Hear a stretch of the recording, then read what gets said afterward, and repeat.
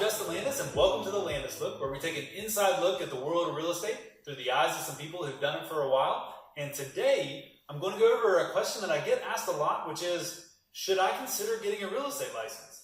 The answer to that is maybe. There are a couple reasons that people typically consider getting a real estate license, and I'll touch on each of those, and then at the end, I'll talk a little bit about the requirements to get that license. So the three reasons people usually ask me that question is, one, considering a career shift to become a real estate agent. Two, is this something you can do in your spare time or in your part-time? Hey, could I make a little extra income doing real estate on the side? Or three, maybe you buy and sell a lot of houses, but personal and maybe for investment, and you're thinking, hey, should I do this myself as opposed to hire somebody to do it? So those are the three reasons that I get asked that question most often, and I'll hit on each of them. To start off, should you make a career switch into real estate? Man, I could go on about this forever. There are some highs, and there are also some challenges of being a real estate agent that are really unique to this role. And so let me just hit kind of what I'd say the biggest ones of those.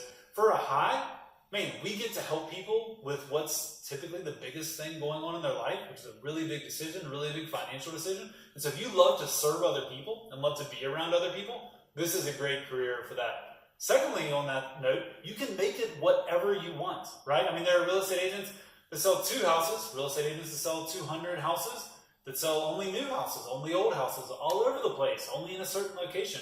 So you really can make it this business and this career what you want, and a lot of people absolutely love that about being in real estate. And on the other side, which I would probably put in like the challenge side of being a real estate agent, this is a job that really doesn't have an on or an off. It's something that you do all the time. If any of you out there have worked with us or you've worked with another real estate agent, you may think about this and think, did I text them at 9:30 on a Sunday night and expect an immediate answer?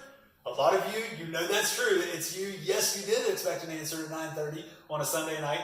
And that's one of the things about this business. Because it is one of the biggest things going on in people's lives, it dominates their thoughts. It is super important. There's really quick time deadlines on a lot of stuff. And so it's a job where it's not like, hey, you start at 9, you end at 5, and then it picks up the next day. It's a job that goes all the time. And there's definitely people in real estate that we've worked with over the years that have really struggled with that. So those are some of the highs and lows. And if you want to have a continued conversation about this, like I said, I could go on about this for a long, long time, but we'll be happy to help you think through whether this could be a good career switch for you. The second thing, hey, could we get some part-time income? Could you sell a few houses on the side? That definitely is something that people can do in real estate. I would say, one of the great things about that is, once again, you can make it what you want. If you can find 4 or 5 clients a year, and that's the workload you want, and that's the amount of income that you want to make, that's one of the great things about this business. You can do it.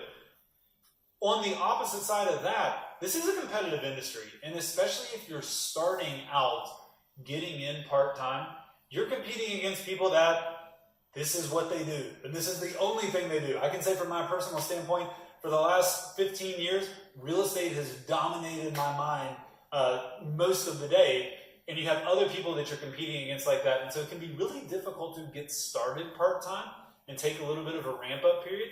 But once you get through that ramp-up period, or once you get established, that can be a great way that, hey, maybe you've got kids in school and you do want to be there for them, but you also want to make some extra income. Or maybe this is a second career for you, and you're like, hey, the money's not as important as the enjoyment and the helping people. And so getting a real estate license, doing it part-time, that'd be great for those scenarios. The third one is, should you get a real estate license to buy and sell your own houses? I mean, the first thing I'd say with that is you probably need to be buying and selling a pretty good amount of houses to make the effort worth it. But if you are, then yeah, maybe you should. And I have actually had a couple clients that we've had this conversation, and a few of them have opted to get their license. And, they move frequently because they're buying houses, fixing them up, reselling them. They buy and sell some houses on the side each year. And we love to help those people. We love having the repeat clients. We love having the trust with them. But I can also see those transaction fees do add up for them over time. And for some folks, if you don't mind to do the work yourself, and you feel like, working with us over the years has helped you gain the knowledge to be able to do a lot of it, then yeah, maybe it does make sense for that. My opinion, if you're like, hey, I'm going to do it just to sell 1 or 2 personal houses, man, it's a lot of time to do it. You're not going to master the job in 1 or 2 transactions. You got to do a lot of transactions to master the job. And so you might think, hey, am what I'm saving in fees? I think there's a decent chance you might actually be losing that by not being a master, not being an expert at the job like somebody else who could guide you through that process. So what does it take to get a real estate license? Maybe you fall into one of those three categories. Thinking about a career switch, want some part-time income, selling a lot of houses on the side. This is another great thing about real estate to get into. It's really easy relative to other industries. You have to take a class. It's a 75-hour class. There's an exam at the end of that class, and then you take a state exam. Don't quote me on the exact fees of this, but you've got hundreds of dollars in testing fees and sign-up fees, and then the class, a couple hundred to maybe $500,000, depending if you take cram courses, that sort of stuff. But you can be in all of that for under $1,000. Pass that class, guess what? You've got a license just like me. And we can practice real estate in just the same way. And so the barrier to entry is really low to actually get your license.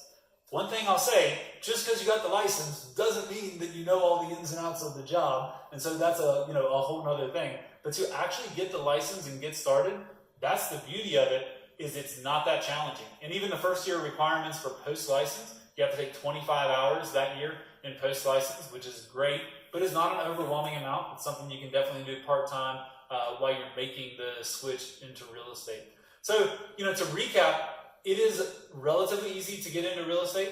There's some really unique things about being in real estate that I absolutely love, and I think that a lot of you, if you have similar personalities, would love as well. And so if you want to have a conversation about it, if this is on your mind at all, or if you know a friend that this is on their mind, send them this video, have them leave us a message here, or have them email me at justin@justinlandisgroup.com. We'd be happy to help you all think through this and see if it's a wise move. Thanks for your time today. We will see you again next week.